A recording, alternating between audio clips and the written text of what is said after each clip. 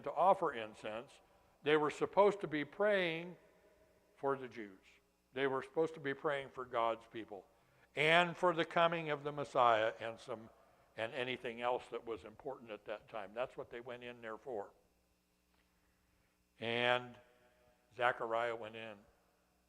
Now, one of the things is the temple was a holy place, and if you were an unholy person, and it happened a few times, there was people that died that were not worthy going into the temple.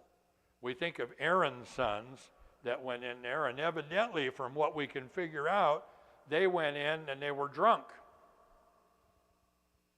And they were struck and killed. It was serious business. In fact, when somebody went into the temple, they would have a cord tied around their ankle, and they went in dragging this cord in there. If the person was struck down, nobody could go in and get him, and so they'd have to pull him out. They also had the priest that went in, he had little bells on his hem of his robe, and they could hear him in there. And Zechariah went in to offer incense. There was two parts of the temple itself. There was the holy place, which is where you went in at first. When you went in, on the one side, there was a table there that had showbread in it. There was 12 loaves representing the 12 tribes of Israel. On the left-hand side, there was a 7-branch candlestick. And then in the center, before the curtain that went into the most holy place, you had the altar of incense.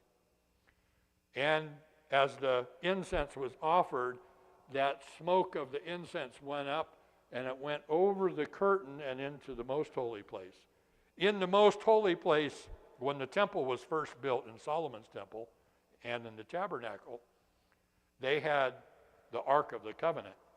And the Ark of the Covenant had a couple things in it.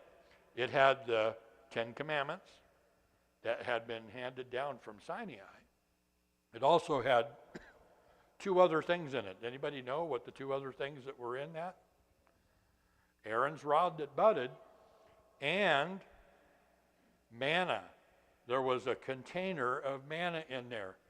And I'm of the opinion that if you were able to look in the ark, that Aaron's rod that budded was still in that pristine state that it was. It would have been miraculous, but I still vision that that's how it was.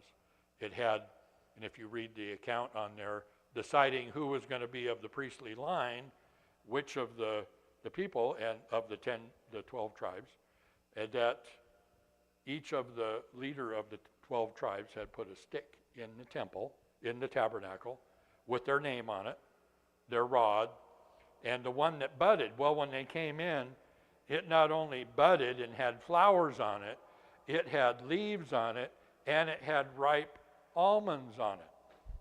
You think of that as quite an amazing thing. But anyways,